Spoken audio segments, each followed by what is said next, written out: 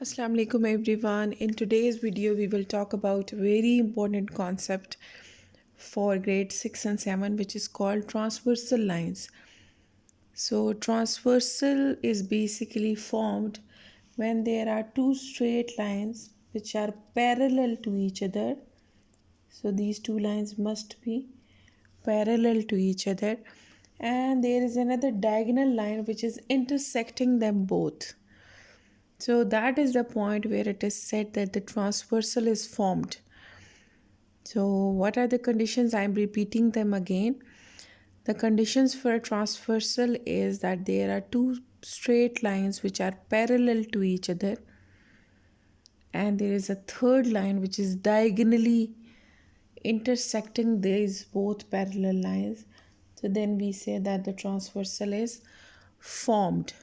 So in the transversal, there are total 8 angles. One where the line is diagonal line is cutting the first line, and the other one is where the diagonal line is cutting the other one. So I'm naming these angles so that we can use the properties. So there are total 8 angles formed when there is a whenever there is a transversal.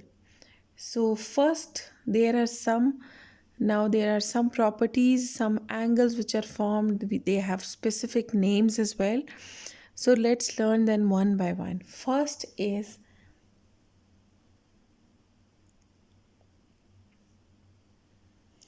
alternate. First set of angles are alternate angles. So in alternate, again there are two types. One is interior and one is exterior. So now it means that in the first set of properties we are having two sets. One is alternate interior angles, the other one is alternate exterior angle. So alternate means opposite.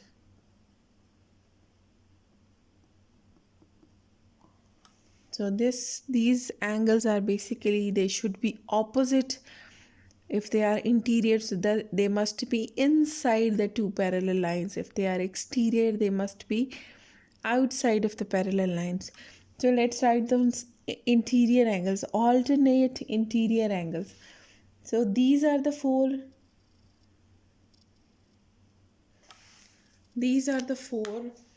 uh, interior angles. Now because we are talking about alternate, so angle 3 will be equal to angle 5, because one angle is on one side of the line, one angle is on the other side of the line. Another set of alternate interior angle will be angle 4 and angle 6. This angle and this angle. So angle 3 is alternate interior angle of angle 5, and angle 4 is alternate interior angle of angle 6. Now let's talk about exterior angles. Similarly, we need to see the total interior angles are 1, 2, 7 and 8. So now angle 1 is equal to angle 7 and angle 2 is equal to angle 8. Why? Because they are in alternate exterior angles. So these are the first set of angles which we can use whenever there is a transversal formed in the given diagram or in the given shapes. Whenever there is a transversal, you can apply the properties. Second set of property is corresponding angles.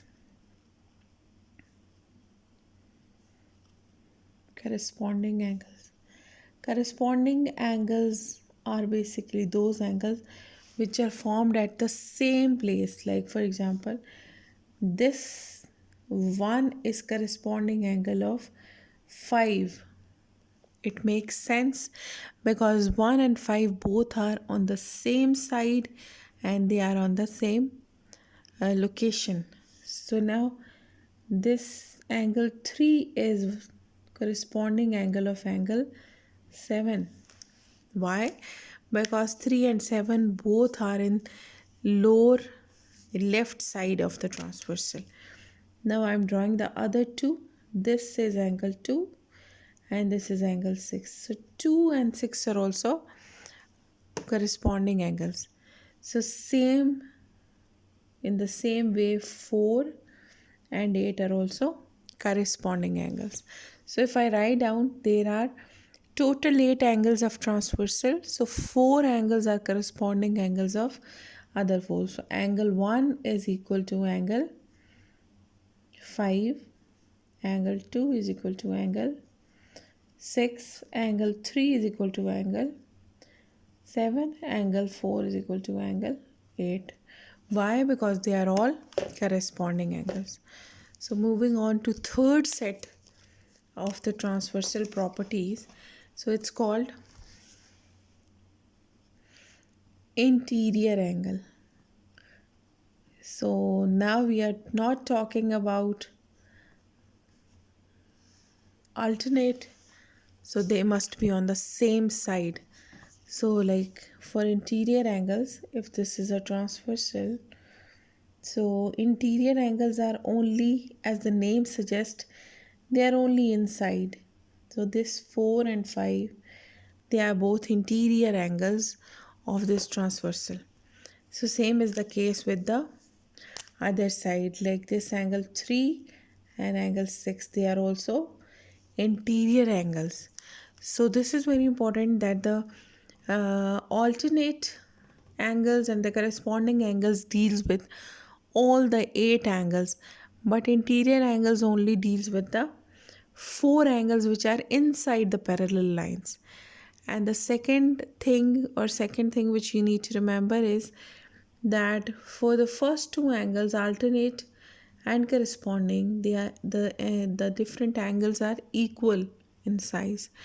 But for this property, it says that the sum of the interior angles are making up to 180 degree. So the property is not angle 4 is equal to angle 5. Property is angle 4 plus angle 5 is equal to 180 degree. And angle 3 and angle 6 is equal to 180 degree. It means that they are both, the interior angles are supplementary angles. So you can also say that. So please remember these angles, these properties, because they are very useful when you solve exercise 10b, especially on NSM 1. So these angles are really very important. So please watch the video again if you are still not clear of different angles. So you can revise them by watching this video again. Please memorize these different properties of angles for further solutions. That's all for today, everyone. Thank you for watching. Take care. Allah Hafiz.